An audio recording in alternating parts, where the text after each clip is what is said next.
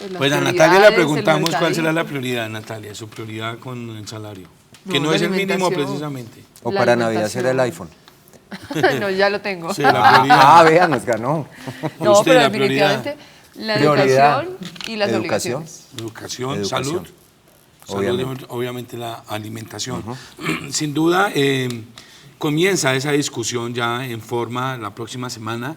Ya se hizo la primera reunión, pero comienza todo el mes de diciembre esa negociación entre empresarios, entre sindicatos y con la mediación del gobierno nacional para ver si este año sí se logra la concertación de un aumento del salario mínimo que hoy está en 737.000 pesos más el subsidio de transporte. Nuestros invitados, Juan Carlos. Bueno, nuestros invitados son Miguel Ángel Nieto, él es investigador de Human Factor, y también nos acompaña Luis Alberto Vanegas, integrante del Comité Ejecutivo de la CUT, a quien damos la bienvenida acá en Pongámonos al Día, y se trata de hablar de salario mínimo, de lo que se viene, de la confianza que hay, de los diferentes estudios alrededor de este tema. Muchas gracias por acompañarnos. Okay. Sí, muy buenos días. Buenos días. Bueno, muy buenos días. Comencemos en el caso del estudio de ustedes. ¿Qué determina en materia de salario y lo que tiene que ver con ese salario mínimo? En realidad, ¿cuántos colombianos pueden estarse ganando un salario mínimo? El 50% de los trabajadores, de 23 millones de la población económicamente activa, recibe salario mínimo o menos del salario mínimo. Esa es una de las preocupaciones, de que a veces se determina un salario mínimo legal, pero en muchas regiones y en muchas entidades no se paga el salario mínimo, y por eso una de las expectativas de las centrales obreras es que haya un aumento digno, decente para el ingreso de las familias y de los trabajadores. Pues vivir con 737.000 un grupo familiar es imposible, o sea, sabemos que la gente tiene que hacer magia, milagros con ese mínimo, y tenemos por eso la expectativa de que se reconozca y se valore de que se merecen salarios y un alza de salarios. A través de los diferentes estudios que se han adelantado, por lo menos en el que usted representa, que es Human Factor, ¿cuáles son esos puntos clave para hablar de salario mínimo, para hablar de ingresos de los colombianos? ¿Qué se ha avanzado en eso? Pues mire, la mayoría de compañías en este país, en los diferentes sectores de la economía y a nivel nacional de las diferentes regiones, establecen un salario mínimo legal vigente, que son las pautas que nos está dando el gobierno. Sin embargo, si uno va a venir mirando hacia atrás, con el índice de inflación que hemos venido manejando en los últimos años, que no supera un dígito, hemos estado por encima, los incrementos del salario mínimo legal vigente estamos por encima del índice de inflación, alrededor de un punto y medio. Sin embargo, comparto plenamente que muchos de nuestros trabajadores de la parte obrera pues están ganando entre un salario mínimo y máximo a veces 2 salarios mínimos, en el mejor de los casos. ¿Cuánto le da a usted, según ustedes, cuántas personas son que pueden estar ganando un salario mínimo en Colombia? No, pues, porque yo no creo que sea el 50%. No, mucho más. O sea, realmente del 100% de la población activa que puede tener desempeñar una labor o función, el 50%, que es más o menos del 20 millones, de 23 millones de personas, casi 12 millones de personas están en salario o algún tipo de ingreso informal o de prestación de servicios informal. El otro 50%, que es que la gente que tiene un contrato laboral, más o menos el 80% de ese 50% más o menos gana salario mínimo legal vigente o máximo 2 salarios. Entonces, lo que quiere decir que pues, obviamente, la mayoría de nuestra población colombiana tiene un ingreso muy bajo realmente. Entre las propuestas que se ponen sobre la mesa, que ya se empiezan a visualizar, los trabajadores han estado moderados, digamos, respecto a años anteriores, y proponen un 9%. ¿Se cree que este año sí va a haber consenso, se va a lograr y que van a llegar hasta un 9%? Bueno, nuestra preocupación es que la pérdida del poder adquisitivo se ha profundizado. En este momento se está discutiendo productividad, y la realidad es que en las épocas de bonanza no ha habido unos incrementos satisfactorios, y ahora que se expresa que hay una crisis económica vuelven a sacrificar a los trabajadores. Por eso nosotros consideramos que hay un acumulado de pérdida de poder adquisitivo donde debería estar por encima del 9%. Nosotros planteamos, la CUT plantea un incremento del 12%, y consideramos que aún así pues no va a ser, digamos, es para aumentar también, expandir el consumo. Hoy ya la economía ha entrado en un proceso de desaceleración, y consideramos que en la medida en que se irrigue esos recursos de un aumento salarial, podría mejorar las condiciones de consumo de la población. Hoy se ha perdido con la reforma tributaria, con todos estos impuestos, cerca del 6%. Ha bajado. Hay 1.800.000 colombianos que han entregado sus tarjetas de crédito. O sea, la gente ya no tiene cómo asumir más obligaciones y por eso consideramos que una forma de reactivar la economía, de avanzar en las condiciones hoy de paz, en la medida de poder reactivar muchos sectores del campo, de la industria, consideramos que sería con un incremento salarial responsable. Pero en esa dinámica, perdón que les interrumpa, en esa dinámica que ustedes entienden perfectamente de la economía, este incremento del 9%, incluso más, pues, porque dicen que es justo que sea un poco más también afectaría a quienes dan trabajo, a los empleadores, y justamente eso va a generar que se desacelere la economía porque para ellos va a ser imposible vivir este incremento. Es que los empleadores también viven de la economía, de vender sus productos. Hoy pues no tienen cómo ofrecer y vender sus servicios, sus productos, y en la medida en que la población no puede consumir, pues toda la economía se paraliza. Pero en el caso Por eso consideramos que le beneficiaría también al comercio, le beneficiaría a muchos sectores. En el caso de Human Factory, que hace esos estudios, ¿cuál debe ser un nivel de ajuste salarial viable para la economía colombiana? Lo que pasa es que desde el punto de vista de la investigación que nosotros hacemos, cualquier punto porcentual que se hace típicamente por el tema de inflación, que es el índice que revisamos, pues tiene un costo importante para la economía de los empresarios, porque esto no es solamente el ingreso de subirle un punto por ciento más o 2% más, sino eso también tiene una carga impositiva para fiscal que hace que las compañías o las empresas pues no puedan sostener y que al final, en lugar de haber hecho unos incrementos salariales significativos, lo que hace es reducción de personal porque no pueden sostenerlo en el largo plazo. Lo importante sí sería poder determinar quizás no solamente un salario básico mínimo, sino también algún tipo de bonificaciones o algún tipo de pagos por resultados, que es lo que pretendería que las organizaciones, en la medida que les vaya bien, podrían ofrecer esos otros mecanismos.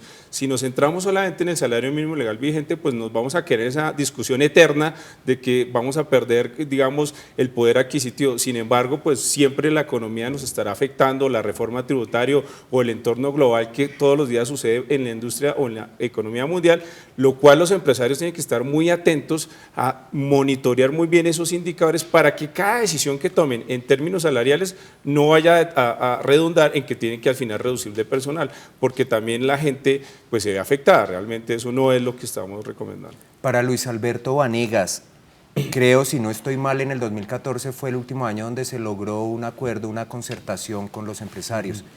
¿Hay ambiente en este momento para lograr una concertación de pronto, como hay un aire de optimismo por parte del gobierno? Bueno, nosotros vamos con la decisión de buscar dignificar los salarios de los trabajadores, pero la experiencia nos indica que la política económica de Hacienda, de los gremios económicos, ha venido sacrificando los ingresos de los trabajadores. No se puede obtener ganancias simplemente exprimiendo el trabajo de los obreros y de los trabajadores, y por eso se ha venido disminuyendo la capacidad adquisitiva de la población, y eso está llevando a un camino sin salida. O sea, cada vez que se restringe y se bajan los salarios, la economía también se siente golpeada. Por eso consideramos que debería abrirse un gran debate nacional. Estas discusiones a final de año, digamos que son muy complicadas porque ni siquiera se conocen los resultados económicos, digamos, de todo el año, de cuál es la inflación anual, y consideramos que también la preocupación es cómo proteger los salarios, porque a veces los costos son determinados, como dice, los impuestos pueden ser determinados, también los aumentos de educación, peajes, servicios públicos, todos esos costos los determina el mismo Estado, y eso hace que los ingresos al 1 de enero ya hemos perdido lo que mínimo se actualiza, se pierde al 1 de enero con esos incrementos. Entonces hay que proteger los salarios. Pero miren, para que usted nos ayude a entender un poco, el año pasado, frente a lo que usted dice, el incremento salarial fue del 7%, y este año la inflación va a llegar al 4%, es decir, lo que nos aumentan los precios de los productos básicos de la canasta familiar va a ser del 4%. Entonces uno creería que hay no es tan cierto que el 1 de enero ya se esté perdiendo el poder adquisitivo de la moneda cuando usted tiene una inflación muy por debajo de lo que fue su aumento salarial. Eso cómo uno lo puede leer y qué tanto eso sí beneficia o no a un trabajador en Pues materia digamos de que precisamente el gobierno, cuando hace el incremento salarial por encima del índice de inflación, ha venido pensando no solamente en la economía, sino en el impacto que eso tiene con cada reforma y demás. A partir del 1 de enero, y uno lo hemos visto, que el índice de inflación es más bajo, el que cerró de este año, versus el aumento salarial, y eso ha pasado en los últimos años, en los últimos 3 años, 4 años, ahí está la información, que por lo cual uno esperaría que perderían o trataría de minimizar el impacto de pérdida de poder adquisitivo de los trabajadores.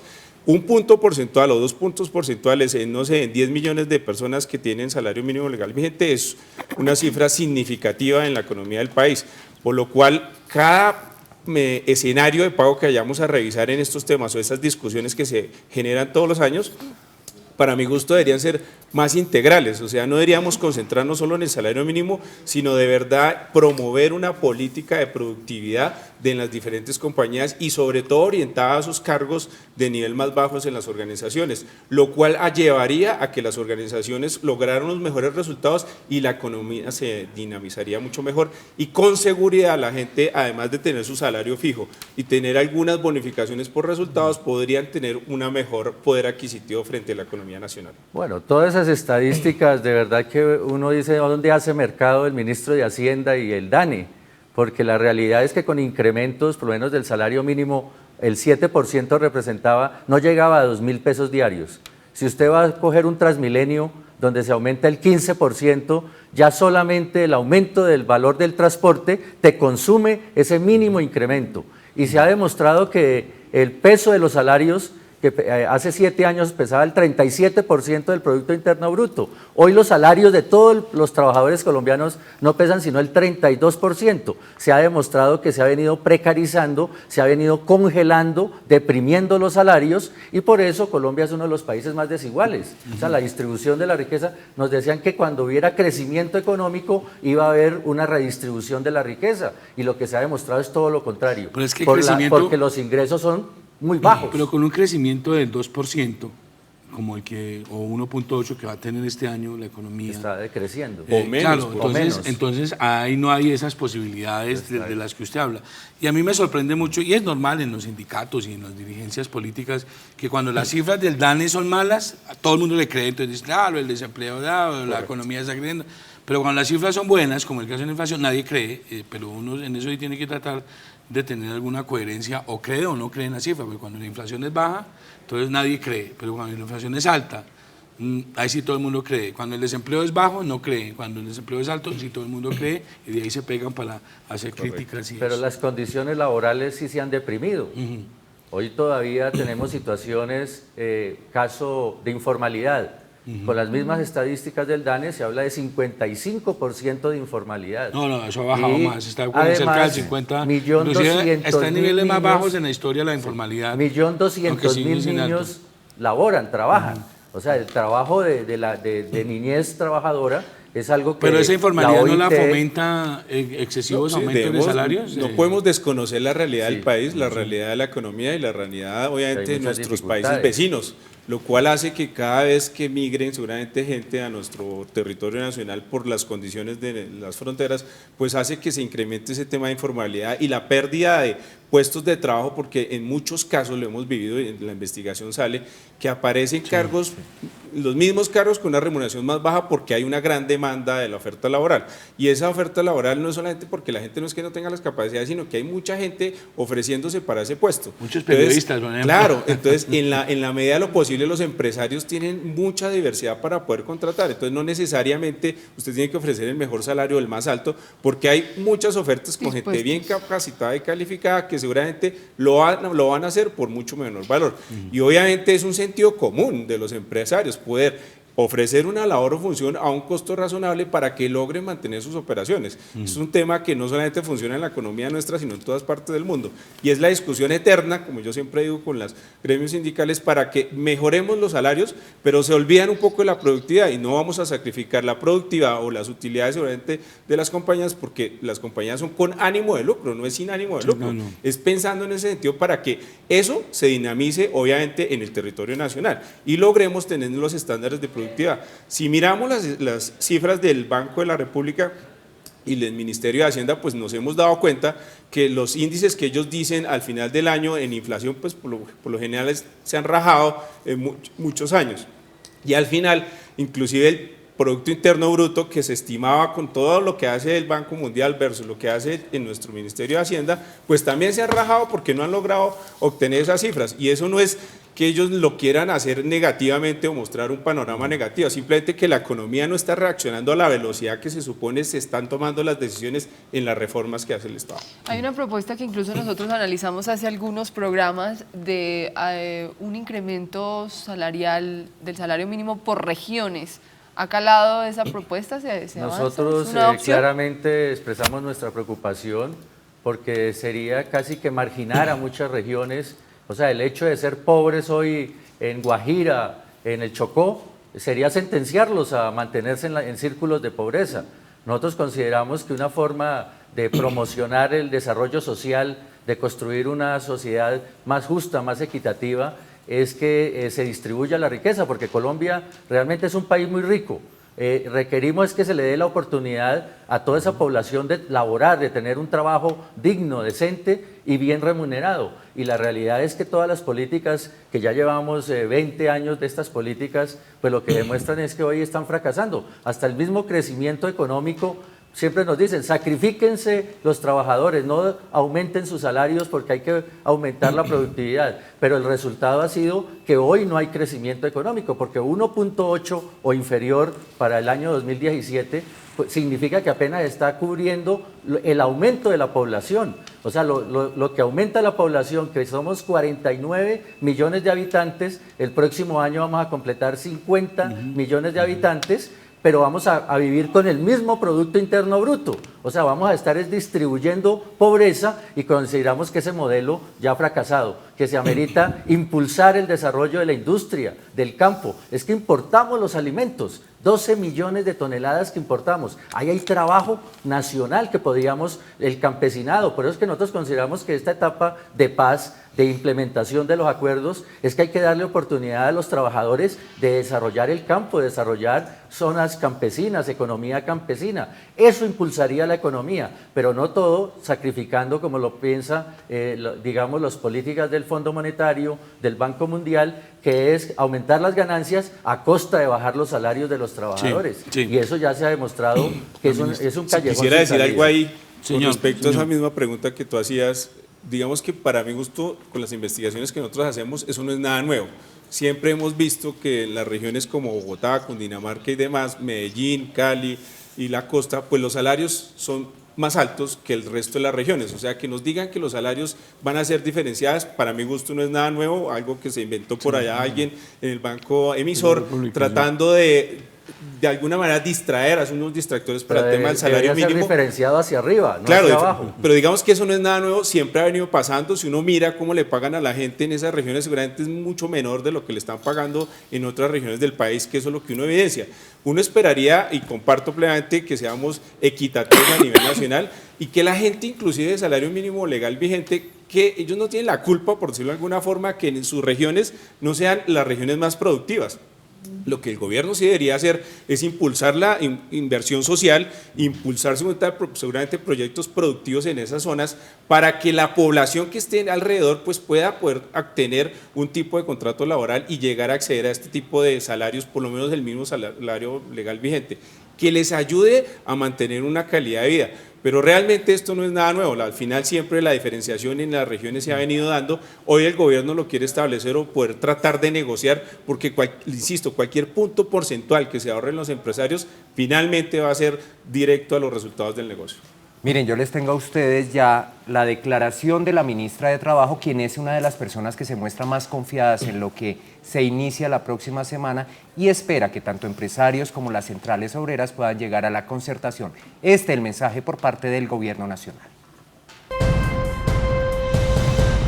Bueno, estoy contenta porque ya iniciamos oficialmente, esta fue la primera Comisión Nacional de Concertación para establecer el cronograma. Les trajimos como Ministerio de Trabajo a la mesa el cronograma tanto de la Subcomisión de Productividad que empieza a trabajar mañana como la del salario que empezaría el 5, la aprobaron, fue un diálogo muy ameno, donde por supuesto la voluntad de encontrar fórmulas está en la mesa y por supuesto el esfuerzo que hará el gobierno este año, como lo ha hecho permanentemente durante los 7 años del gobierno del presidente Juan Manuel Santos, es intentar concertación y diálogo. Esa es la fórmula por la que queremos llegar a esta mesa y por supuesto, entonces quedó agendado. Arrancamos mañana con la subcomisión, el 5, va hasta el 15 en la primera etapa y por supuesto muy optimista y hacemos un llamado a los sectores empresariales y a los sindicatos para que esa fórmula de concertación y de diálogo tan importante para una nación, especialmente como la nuestra, pues seamos capaces de mandarle el mensaje al país que encontramos fórmulas que nos acerquen. Pues como lo decía Juan Carlos, la ministra confía y espera que haya esa concertación y que no estemos dentro de un mes precisamente sacando un decreto por parte del gobierno nacional definiendo ese aumento. Uno aquí mirando las cifras, así muy rápidamente, con la propuesta del 12% que plantea la CUT, la Central Unitaria de Trabajadores, habría un aumento de 84.440 pesos. En el caso de la propuesta de la CGT, de 9%, sería un incremento de 66.330 pesos. Y lo que uno ha escuchado por parte de los empresarios es hablar de un 4% de acuerdo a lo que es la inflación, el incremento sería de 29.480 pesos. Esa es la diferencia entre 88.000 de más optimista y del 29.000 pesos del menos optimista por parte de los empresarios.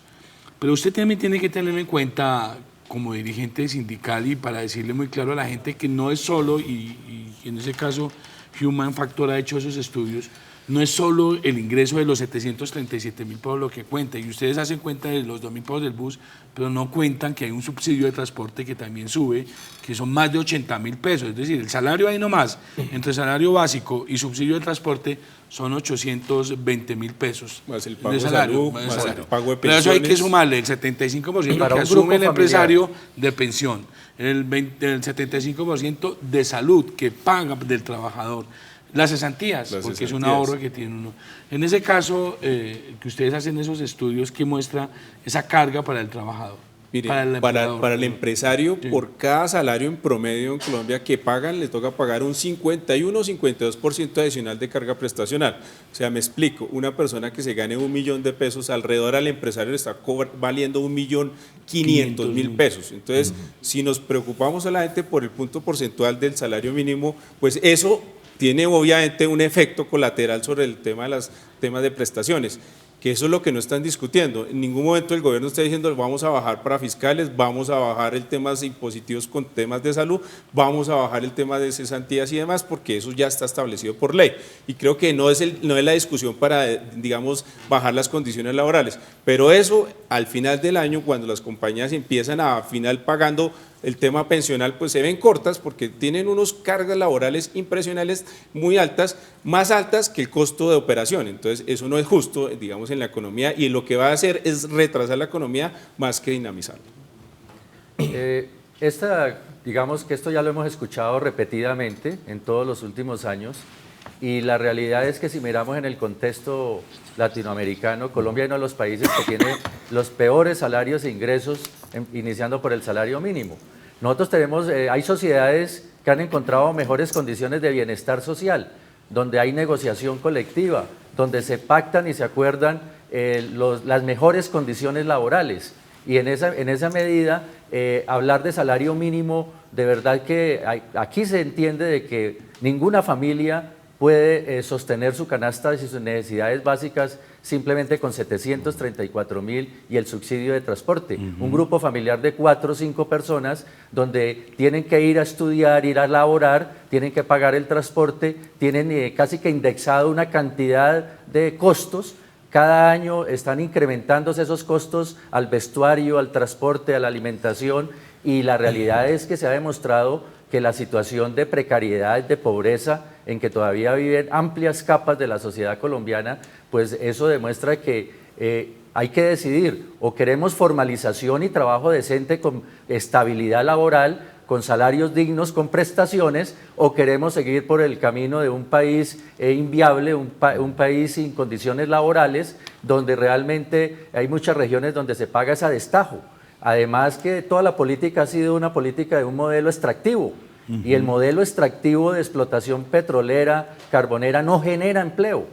Eso genera unas grandes bonanzas pasajeras que hemos encontrado, que regiones del país dice va a llegar el oro, va a llegar el petróleo, pero lo que quedan son grandes huecos de pobreza y de daño ambiental. Entonces, el modelo económico hay que discutir. Yo creo que la discusión del salario mínimo nos tiene que poner a pensar también las dificultades del modelo, porque cuando el modelo fracasa y se repite ese fracaso y nadie queda satisfecho después de una negociación de salario mínimo, significa que algo está fallando.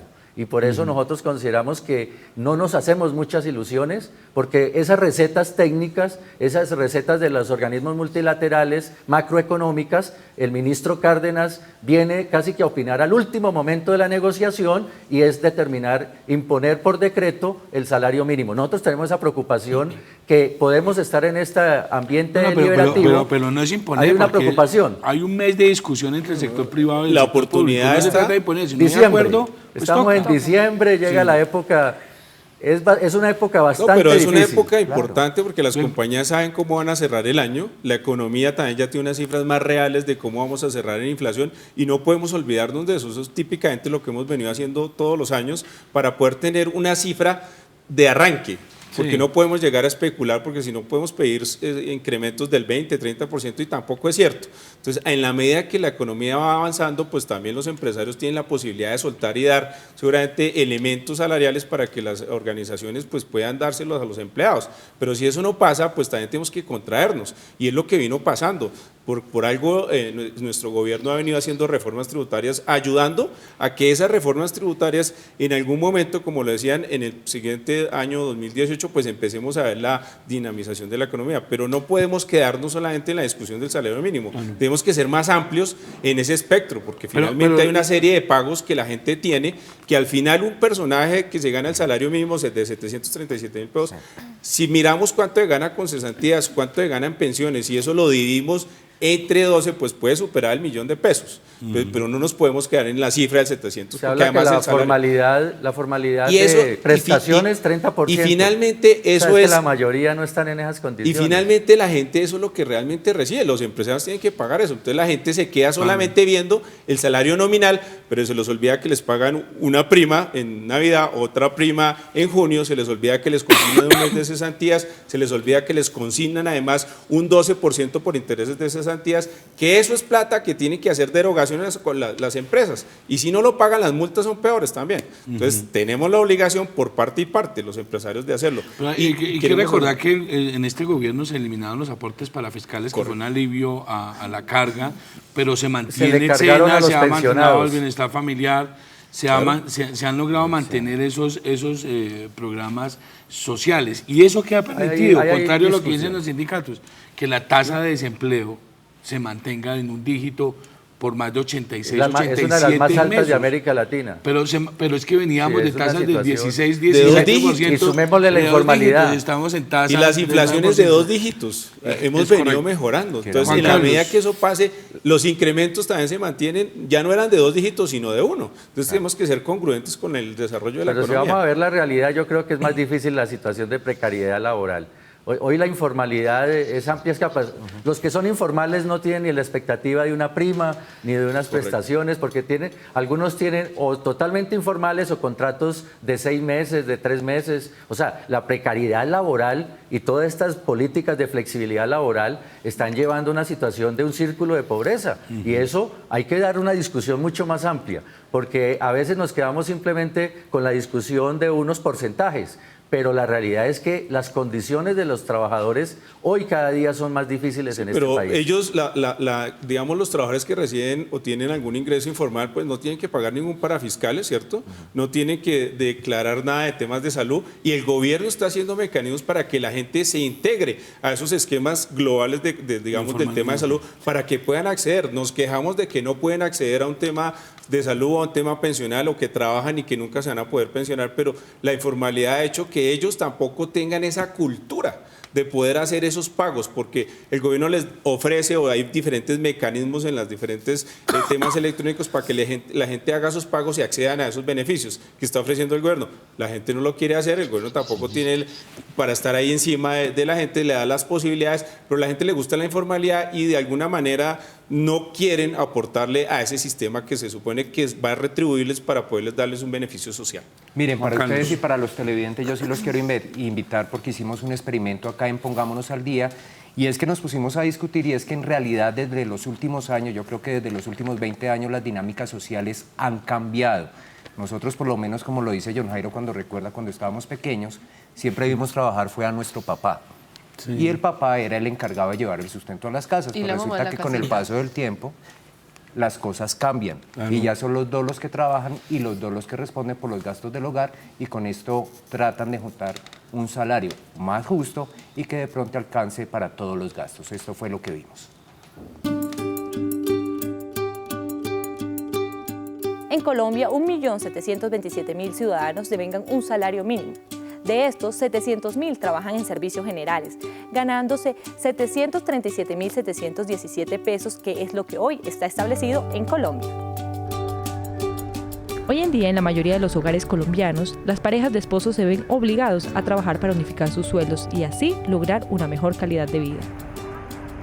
Esta es la historia de Fari José Hernández y Gilmar Rayo, una pareja de esposos que trabajan en servicios generales. Trabajo en servicios generales también.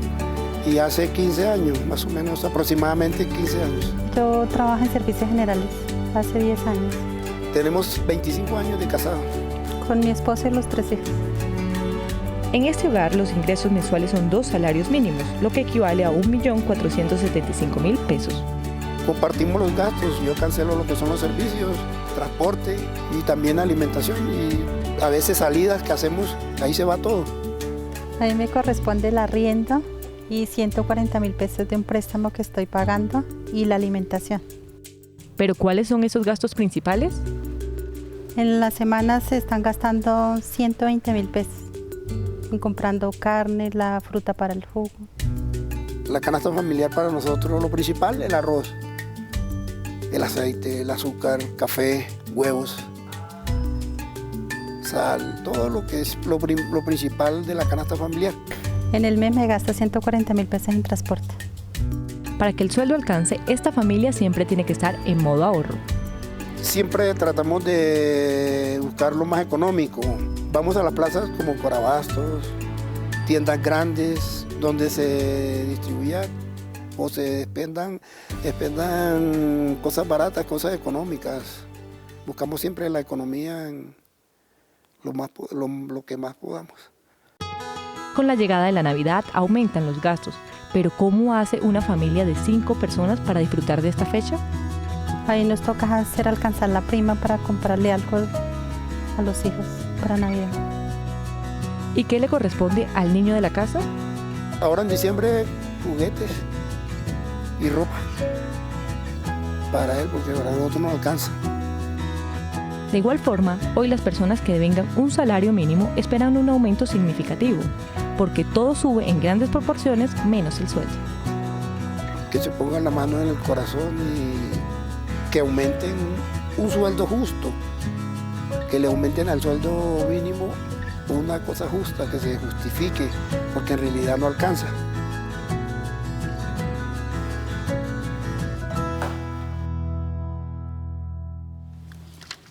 Pues ahí está la historia. Y es claro que una familia con un salario mínimo no vive. O sea, es imposible una sola persona devengando por una familia de 3, 4 personas, pues es absolutamente imposible. Claro. Es necesario el trabajo de 2 o 3 personas, aquí como en este ejemplo lo veíamos, pero es muy común que en el radar de la gente solo se hable de los 737.000 pesos, pero yo insisto, se lo olvida, incluyen en el gasto el transporte, pero en el ingreso no incluyen el subsidio de transporte, que son 87.000 pesos. Hay que hacer las cuentas completas, porque tampoco se puede a medias. Es muy común en los sindicatos mostrar un pedacito de la historia. No alcanza con, aún teniendo, hay veces que trabajan 3 A veces también quedan desempleados los 2 o 3. No, sí, hay eso muchos sí es cierto. profesionales, Eso sí es muchos cierto. profesionales, después de un esfuerzo de la familia para formarlos y salen al desempleo a manejar un taxi. O sea, nosotros conocemos la realidad y la realidad es que las condiciones son difíciles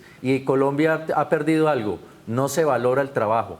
O sea, donde hubiera valoración del trabajo, hoy ya es lo fácil, es lo coyuntural, es el rebusque, pero no es realmente unas condiciones de un desarrollo de bienestar para todos. Miguel Ángel. Mira, de verdad que en la encuesta lo que hemos visto, los empresarios, a la gente que tiene una labor o función calificada técnica, que seguramente ha logrado un nivel académico superior al bachillerato, o que además llevan muchos años haciendo esa labor, así no sean profesionales, el empresario se ha venido siendo más generoso. La encuesta vemos que logra pagar hasta 2 salarios mínimos en una labor operativa, Sí, lo que sí. significa 1.400.000. Eso no es nada despreciable en nuestra economía. Entonces no podemos generalizar que es que no estemos pagando bien, porque los empresarios sí lo están haciendo, hacen un esfuerzo grande por tener gente calificada en esas áreas seguramente Por operativas. eso yo sí no creo en esa cifra de que el 50% gana salario mínimo, porque Menos. en la época nuestra, cuando nosotros comenzamos con 40.000 pesos de salario mínimo, sí salía uno de la universidad y eso era lo que le pagaban. Hoy en día yo dudo mucho que a un profesional El salario- le paguen un salario mínimo. Claro, Estoy el seguro que salario no. de un profesional- Pagan más, 1.000.000, 1.200.000. Hasta 1.800.000. Estos Hemos muchachos encontrado practicantes compañías. arrancan con 1.000.000 de pesos de salario y eso Claro. es verdad. Antes alcanzaba. Eso es verdad. Eso No, es y una hoy realidad. por hoy lo hacen y también alcanzan. bueno, Entonces, Bueno, No, yo lo que considero... ¿Solo sí o no? ¿Cree que habrá concertación? no. No. No. Va a ser muy difícil porque Hacienda y ellos traen ya un catecismo Es difícil inflexible con el sindicato, y la realidad es que no hay negociación. Difícil Para que con haya 12%. concertación tiene que haber negociación. Y la experiencia es que ha sido muy difícil, por eso nos han decretado y consideramos que Colombia no avanza por buen camino en valorar el trabajo. Pues es que Pues muy siempre bien. la parte sindical jala mucho hacia el tema del trabajador, pero obviamente el tema del gobierno y los empresarios tenemos que buscar la economía y el equilibrio. Somos la mayoría. De un tema. muy Entendemos bien. que la gente ayuda, pero nos toca también ser equitativos. Pues con respecto a lo que esperaremos, pasa. esperaremos qué sucede en estas mesas de concertación. Se abre el Esperamos debate, que si en así este fue aquí. mes en Navidad, si así fue aquí, Sí. no imagino cómo será. Eso va a estar bueno. De negociación. Va a estar interesante, Eso realmente. va a estar muy interesante y pues esa era la idea, que ustedes tuvieran todos esos elementos de juicio, porque ya la próxima semana arranca en firme lo que es esta negociación del salario mínimo. Y para ir cerrando nuestro programa, pues vamos